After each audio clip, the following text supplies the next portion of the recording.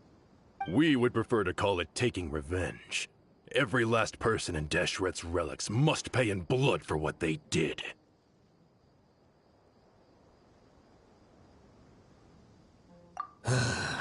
Let me start from the beginning. Dia, do you know how the head of the relics maintained order internally? Overwhelming strength and unquestionable authority? Those were a part of it, yes. But just those on their own weren't enough. They had another tool at their disposal. They called it a person's record. Regardless of whether they joined by their own will or were coerced, every person in Deshret's relics were forced to leave a record of themselves at headquarters. Whether it be their deepest sin, some unforgivable act, or their most immoral exploit, the record served both as a symbol of loyalty and the perfect material for blackmail. That's precisely it. Every one of us have a record. Me, Bashar, Tikriti, and all the boys who grew up with Dia and ended up joining our ranks. But you, Dia, you were never asked to provide a record, were you? I never even knew this was a requirement. You were probably the only person in all of Deshret's relics who didn't know about it. Ever since you were born, Boss had been trying to shield you from this organization's sinister rules. Not only that, but he also banned all of us from committing any nefarious acts. He said he'd take care of the dues we had to pay regularly to headquarters. But in the end, he was just an ordinary person. What could he do? He was forced to go to headquarters again and again to account for missed dues and incomplete records. He'd come up with all kinds of excuses and get beaten up as a result. We all knew he was doing that for you. He wanted to get you out of this world, no matter what it took. And that's why he became a shell of himself and couldn't walk without a cane. Wait, but that doesn't make any sense. I didn't know about any of this, and I'd never seen him get injured or beaten. Because you were too young at the time. How would you ever tell between wounds from a beating and wounds from battle? When you left home after that final argument with him, he seemed to age by a decade overnight. Even his hair went gray. So, even the blazing beasts were... Yep. It was all his doing. Had he not arranged them to come to you, you probably would have been reduced to a pulp before you ever left the desert. A few years ago, Boss said he needed to make another trip to headquarters. He was already pretty weak then, and we all assumed he was going to get beaten again. I suggested that he hand the role of leadership over to me, but he said there was no longer any need, since the Khan al-Ahmar would soon be no more. His words made no sense to me, but that night, we heard that a massive fire tore through headquarters and razed everyone's records to ash. Everyone gained their freedom that night. Many members fled, not just from our ranks, but from the other brigades as well. But how could we leave with a clear conscience? All of us who knew exactly what had happened. The boss can't have just died for nothing. Those heartless jerks at headquarters took him from us. From that point on, the sole purpose of the Khan al-Ahmar became revenge. The big fire that Boss started was quite a blow to headquarters' strength. It's given us the opportunity to launch our attack. Even though we're outnumbered, we vowed to see our revenge through to the very end. There were people from headquarters who changed their names and went into hiding. Some fled to other brigades, and others escaped to the rainforest. But we won't let any of them escape our wrath. They'll all pay for what they've done. We've suffered plenty of losses as well. To keep going, we need an enormous amount of supplies, from food and medicine to weaponry and explosives. All we can do is exchange our loot from Mora, and then use that to get supplies. We forged Boss's handwriting and sent out many letters to his former friends. Thankfully, many people were willing to come to our aid. We were also able to attract many mercenaries who shared our goal. We've endured unspeakable pain to win many impossible battles. Deshret's relics have become weaker and weaker, and now we finally have an opportunity to directly strike their headquarters. Paimon doesn't know what to say anymore. We do know right from wrong, but we were sinners from the very beginning. We do not deserve the freedom that the boss won for us with his life. Boss always loved his old-fashioned hero stories. Those tales about sacrificing yourself to save the world. We used to always laugh at him for it. But in the end, he really went and lived those stories out himself. As for me, I never considered myself a hero. We're all the lowest of the low. We have no right to even imagine such an existence. But maybe those hero stories he liked foreshadowed everything that was to come. The spirit of the hero touched all those he had saved, and more people joined his cause. Maybe we were all just acting along with the play in the beginning. But as we acted the parts and recited the lines, we were drawn in. And now, we want to see the story through to the end. I'm sorry, Dia. I know you always found us insufferable ever since you were young. Just think of this as a madman ranting. I'll go with you. Huh? Dia? You wanna go with them? I grew up with these guys, and I know they're not bad people. It's just that some situations get so bad that it's difficult to tell good from evil. All I know is that Deshret's relics must be destroyed. Furthermore, I want to go see the place for myself. I want to know if my father is still there. I know you don't want to get involved in this, so there's no need for you to tag along. I can do this on my own. Yeah, Paimon feels like we'd only regret it if we don't see this through to the end. Thank you. We'll be a lot stronger together with you.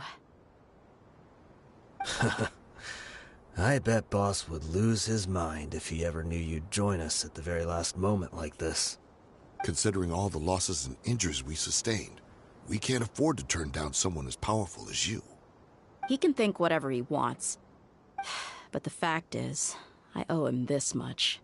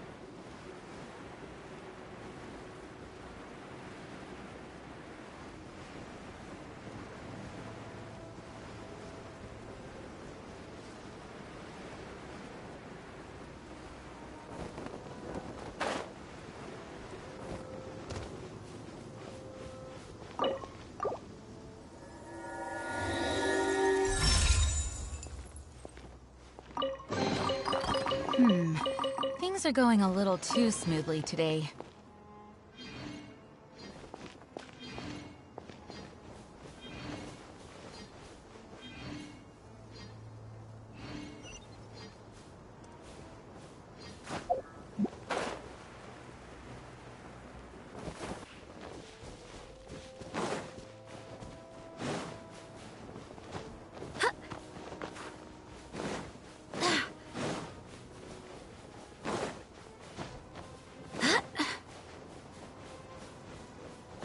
Is this the entrance?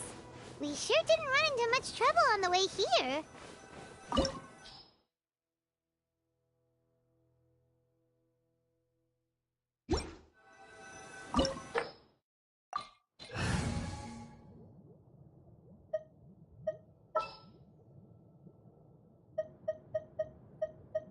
I've been waiting for you for ages.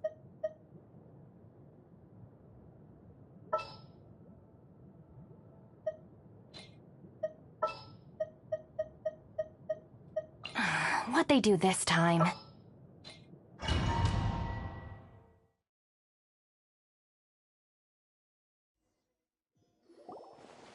Wow. Paimon didn't expect it to look like this on the inside. They should all be holed up in here. Don't know how many people they've got left, though.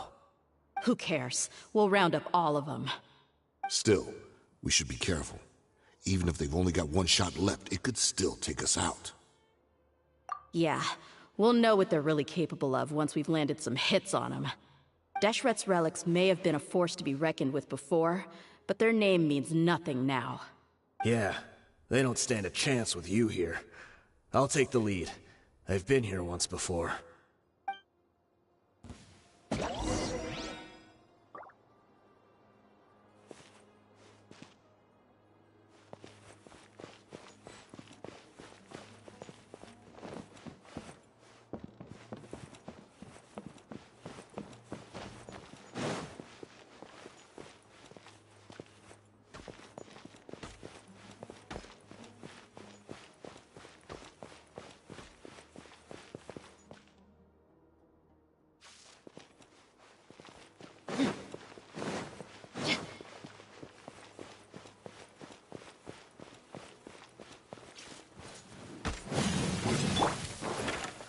bond is strong. This may hurt a little.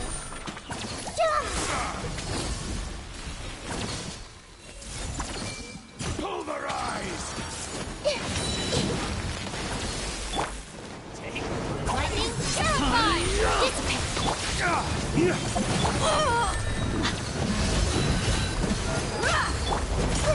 Commit to memory.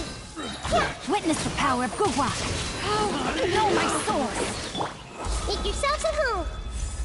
Grow, grow, grow. Flames, purge!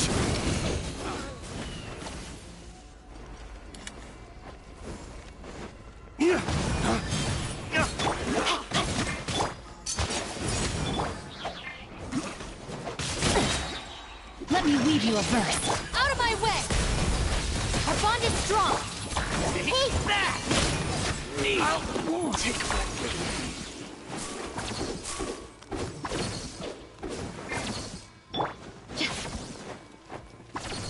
Look alive! You asked for it. Need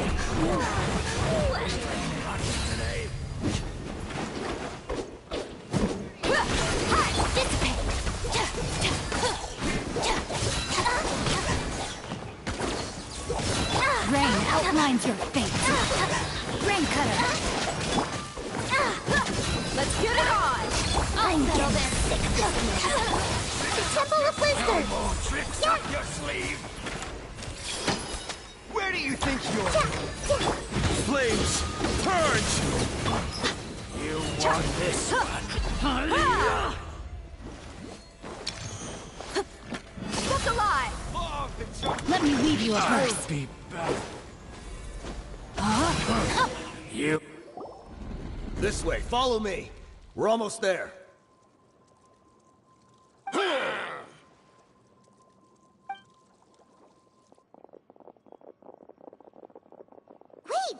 They went charging ahead without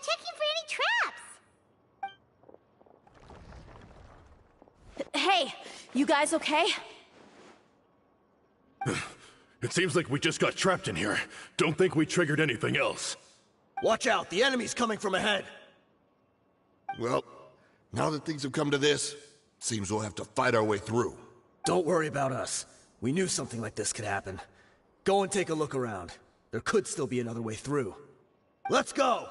We can't let the boss down! Let's check if there's another way! The sooner we can make it through to help them, the better. Let's see. I think I see a way through over there, but it's being blocked by something. Let's try our luck with that mechanism. Okay, let's go!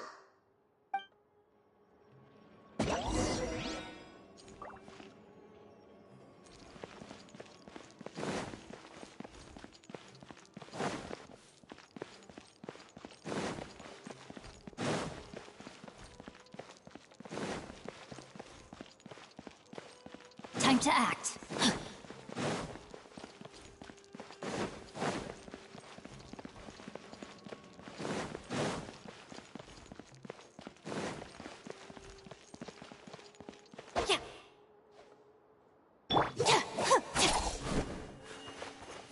Our bond is strong.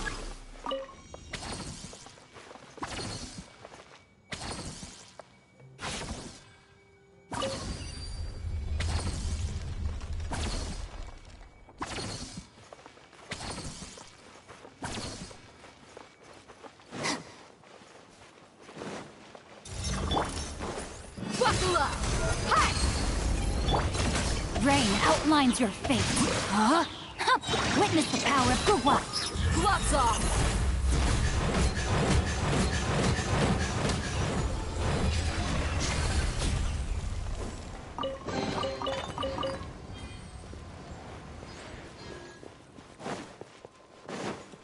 Another mechanism like the one before, but this one's being blocked off in the middle. We just need to adjust it a little.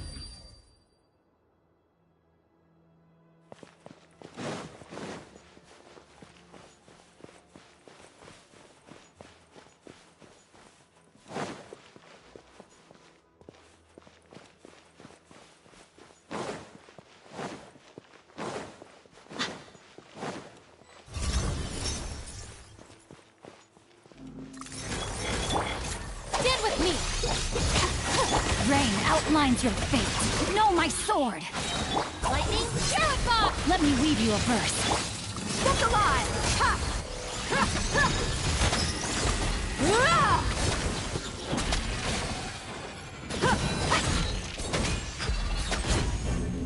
Cha! Ha! Ha!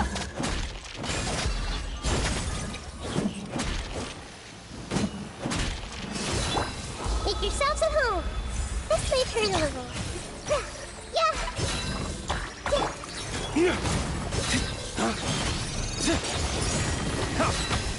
Lay waste to the wicked!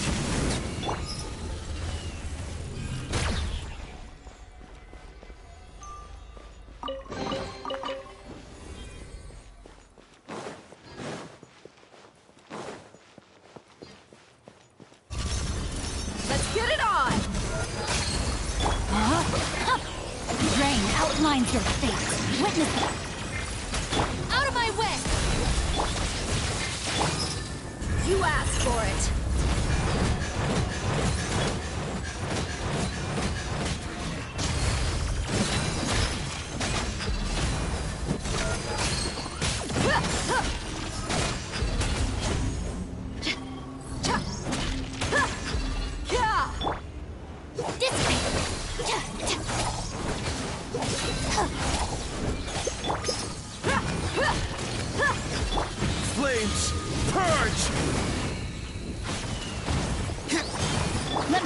verse. Huh?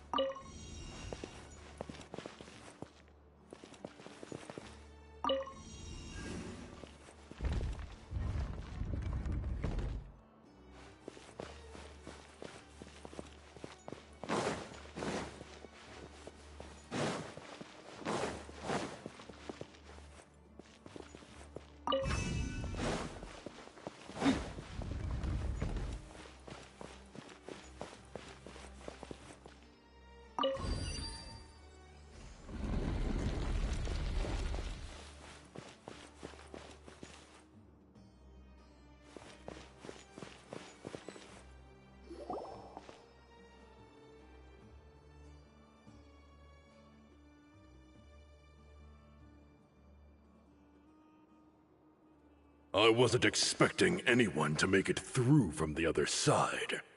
But as a desert dweller, I suppose we should be used to our folks defying all expectations.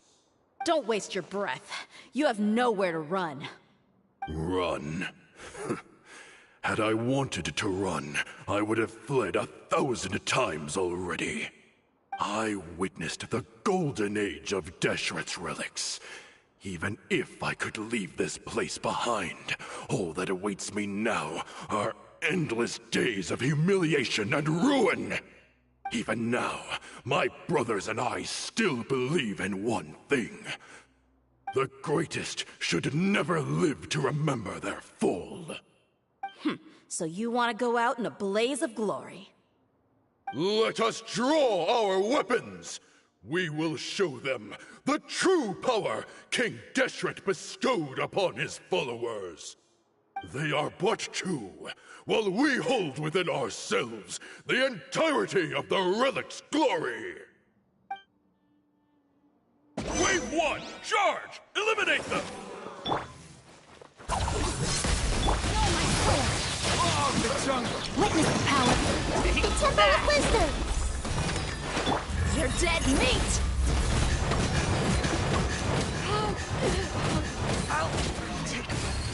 Buckle up! I'll be back. I'll take my leave. No, my sword! Just stand with me! Dawn, break forth! I'll be back. Don't think that you won. You're just getting started.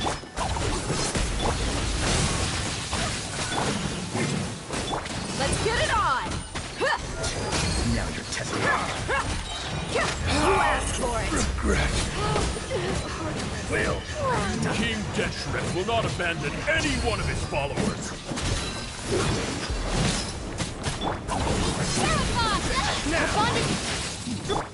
Sharing the knowledge! Grow, grow, grow! Rain Cutter! Rain outlines your fate. Will. Flames. Purge!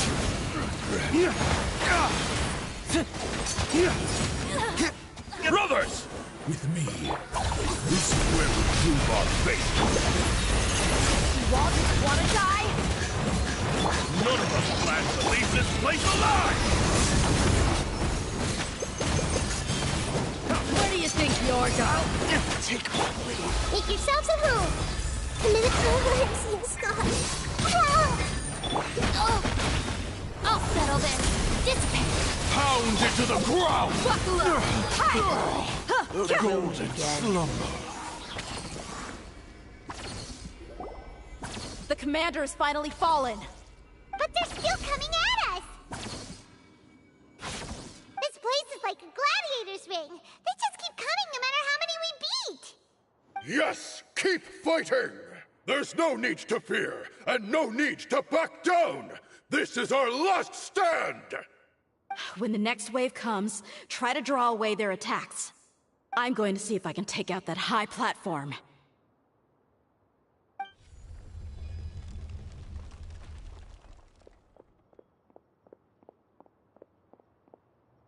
Get out of my way! Come and face me, Michel! So they've broken through the front as well.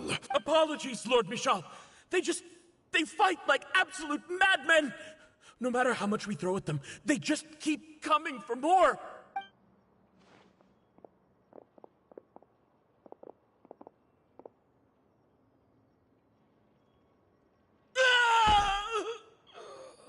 So, it would seem like this is the end. Time to pay for everything you've done, Michel.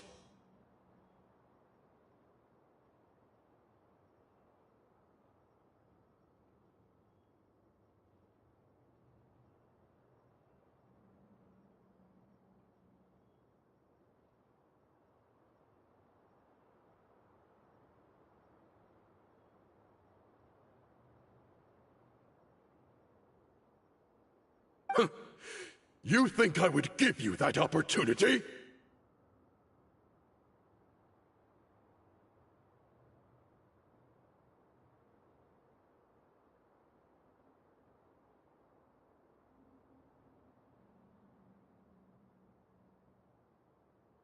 I will be buried in the sand alongside all the rest of our fading glory.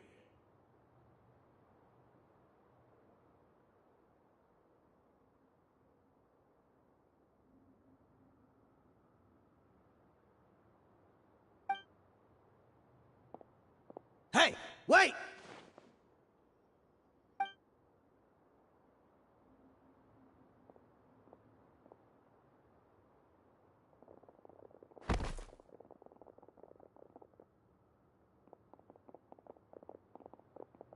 We were too late.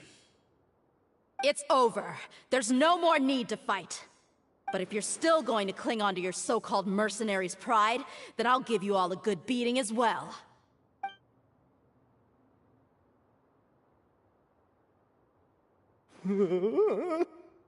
Hey, Dia! I found the mechanism. I'll get you all back up here right away. Let's go.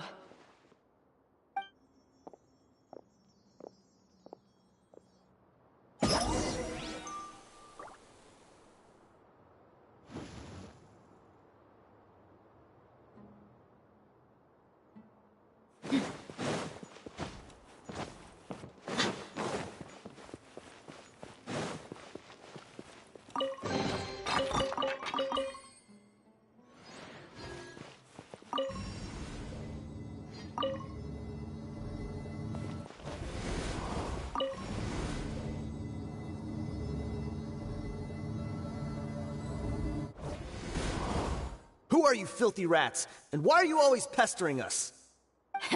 You call yourself a member of the infamous Deshret's relics, and you still can't even tell who's made it all the way to your headquarters? Who knows what intent a bunch of rats may have? We try to catch a couple, and you all just show up on the other side instead. How are we supposed to figure out what you're after? Hey, have you ever heard of a man by the name of Kusela? Why would I know? It's not like I'm in charge or anything. This is your last chance to talk. Hey, I said I don't know anything. I'm just an average member here. I'm telling the truth. If you're here to find someone, why don't you look through the records yourselves? Who can remember every name and face with so many people coming in and out every day? The irony. His life became a light for so many, yet to others, it wasn't even worth remembering. Where's the records room? Answer me! It's right over there. All the files are in there. You can go through them as much as you want. It's not like any of them still matter anyway. I mean the old records room. The old records room? You mean the one that got burned down? Kusela. Ah, yeah, I remember him now. The guy who could hardly walk. Watch your mouth. That's our boss you're talking about. He was definitely faking it. We all let our guard down as soon as we saw him come hobbling in. But in the short time it supposedly took him to take a dump, he'd already gotten away and started a fire in the records room. He couldn't have possibly outrun us if he wasn't a fraud. And after that, Deshret's relics fell into complete disarray. Stop wasting our time. Every one of us here is perfectly aware of what he had done. Tell me, where is the old records room? It's just over there. Go see it for yourself if it means that much to you. There's nothing left in there but ashes. No human could ever survive that kind of inferno. Bashar, Tikriti, let's go. We'll leave the others here to guard these guys. Spare them no mercy if they try anything.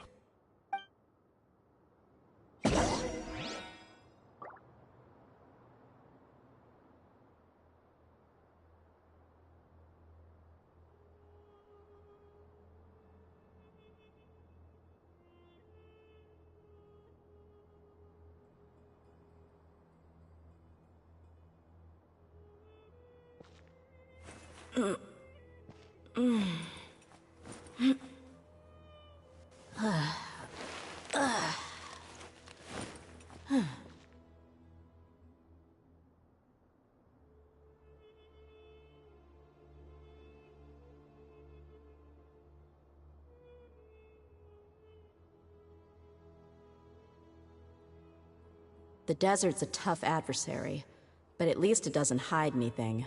What you see is what you get, and whether you take on the challenge is entirely up to you.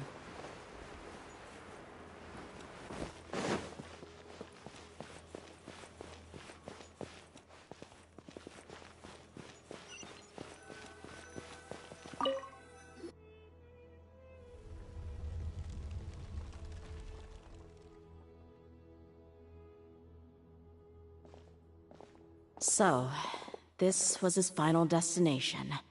How did he do it? Getting past all the guards with a limp and sneaking in here to start a fire? If he was nimble enough to do that, then he must have been able to get out of here after starting the fire, right? Tia. I'm sorry. I know it's just wishful thinking. Let's look around. Maybe we can find something that's been left behind.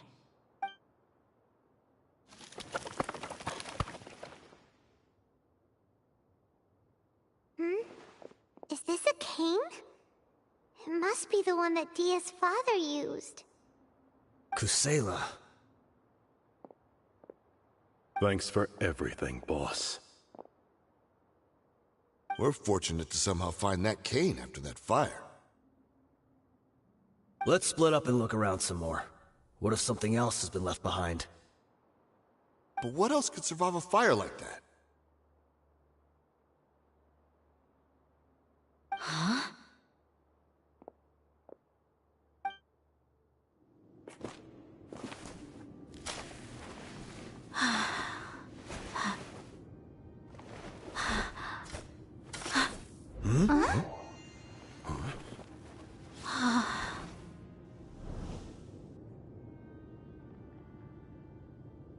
Thought so. Wait! Isn't that the toy sword you played with as a child?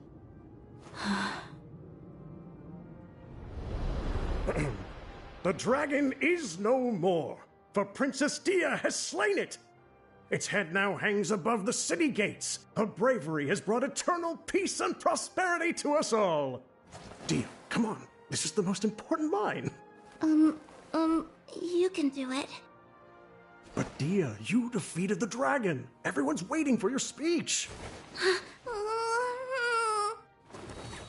Still too shy, huh? All right, I'll do it. I hereby proclaim our victory. Evil shall plague us no more. Yeah!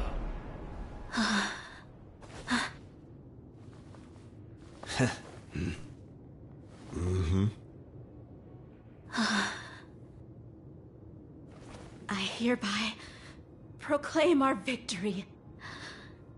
Evil shall plague us no more, Dad.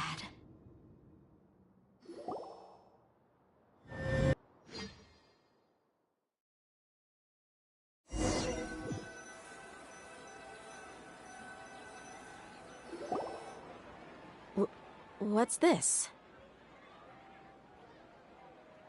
Don't you remember? You asked Paimon what she would do if she were to wake up tomorrow with loads of money. And Paimon said that she would get boatloads of tasty snacks. You looked super confused at the time, but said it was an adorable thing to say. These opportunities don't come by often. So today, Paimon's gonna treat you to a special crash course on Paimon's life philosophy. Hey, come on! Paimon's not that stingy. Anyway, the point is that you should eat to your heart's content. You'll feel better for sure once you've gotten something in your tummy. Junior Azad will also be here shortly. She's already heard that we're back. Aw, thanks, you two. Honestly, this is very unlike me. I just had a lot on my mind on our way back, so I didn't know what to say. My chest was filled with all kinds of intense emotions. They just shook me even more than all the feelings we've shared during our previous adventures. But when everything came to an end, those emotions also vanished without a trace, and I was left feeling more empty than ever before. It was as if I'd lost the thing that was most important to me. Yeah, you're right. To many mercenaries, Mora is the most important thing in the world. But perhaps to us, it's the most worthless thing of all. Idrisi and the others all used to say that they would quit if there was no Mora to be had. But when it came to avenging my father, there was no Mora to be made anywhere. My reality shattered when I found out that the father who always told me hero stories was in fact a bad guy. But look at me now. Am I any different? Despite all my promises about never forgiving him and never trying to understand him, I still went to such lengths to find out the truth, and nearly even shed tears for his sake. We're hypocrites, all of us. Yeah, you're right. It's just a pity that we often only recognize our true feelings after it's already too late. You're back! Are all of you all right? Ah, there she is. Yeah. Many people from the Corps of 30 came over, and I just wrapped up everything with my dad. All I can do now is wait for their verdict. Huh? Dia, you're looking quite down again. Paimon will explain. A lot happened while we were gone.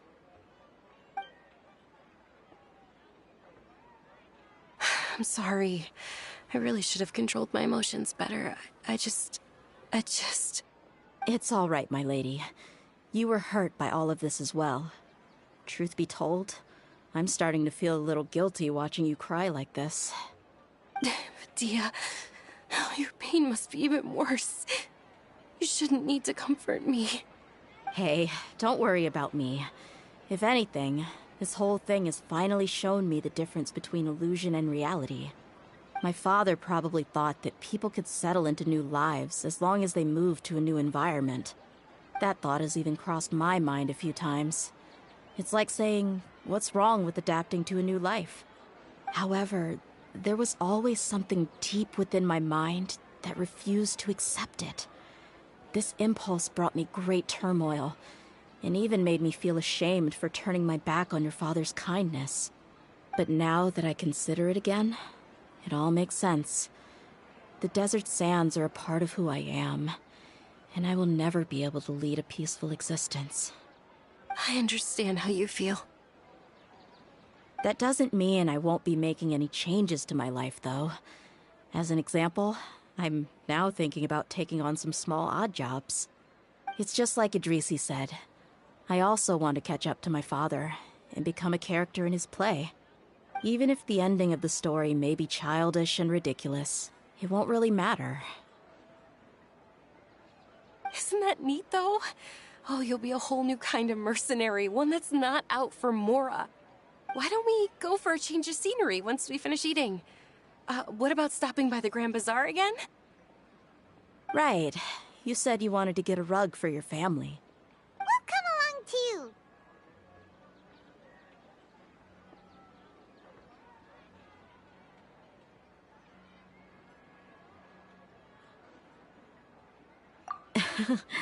I can't thank you enough for taking care of me this entire time.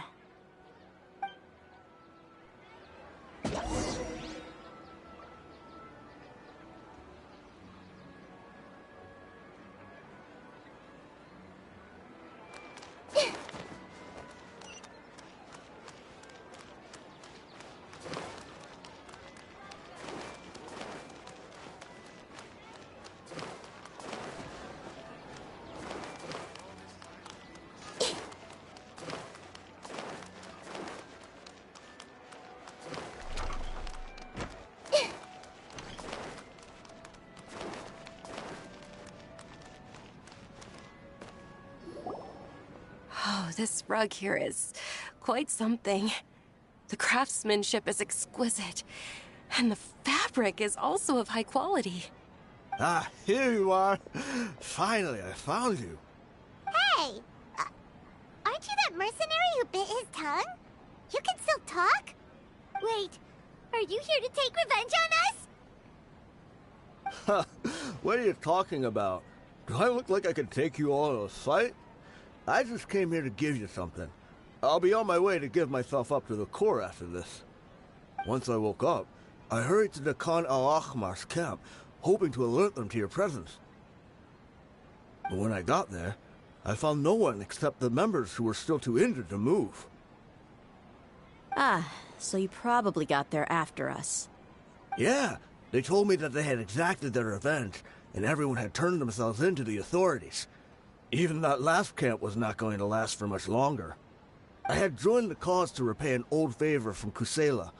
Now that everyone's already turned themselves in, I might as well do the same.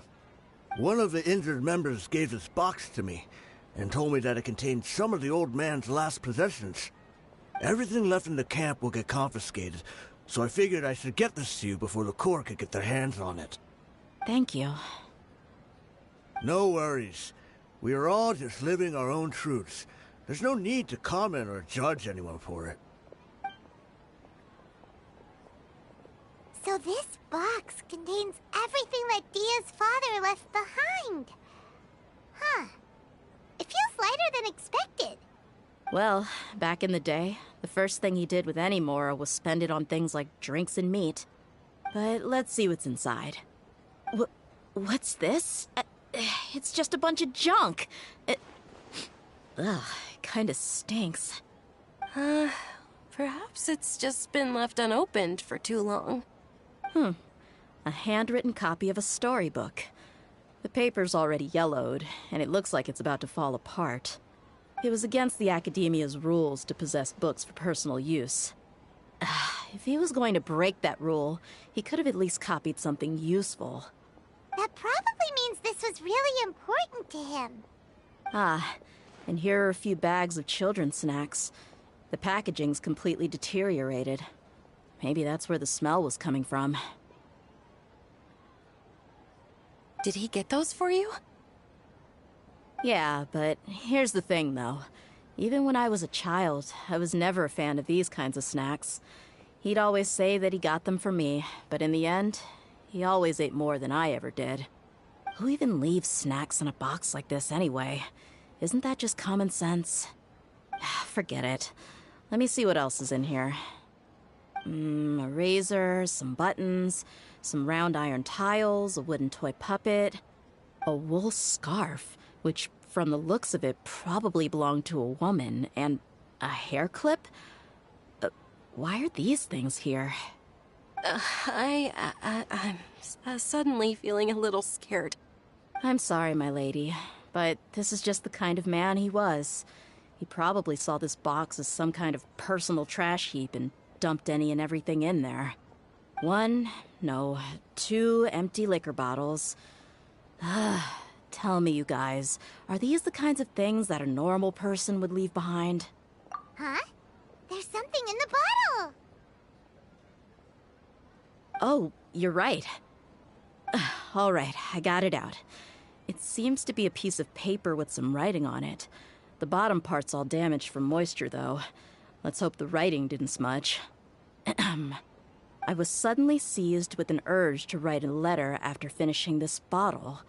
I just folded it up and left it in the bottle, though. If I end up forgetting about it, it won't really matter. To Dia. It's a letter for me? It's all right. I'll just read it out. If he went to the trouble of writing a letter, there must have been some important things that he wanted to say. Or at least record down. My condition's becoming worse and worse. Can't even walk without a cane anymore, much less go out and have fun. Guess I don't have many days left. If you're reading this letter, then I suppose I'm already long gone. You were adorable as a baby. Everyone loved you. And regardless of whether you were crying or laughing, everyone enjoyed having you in the group. But once you grew a bit older, you were no longer nearly as happy or cute. It's probably Idrisi's fault. He was never up to any good. Can you believe this guy?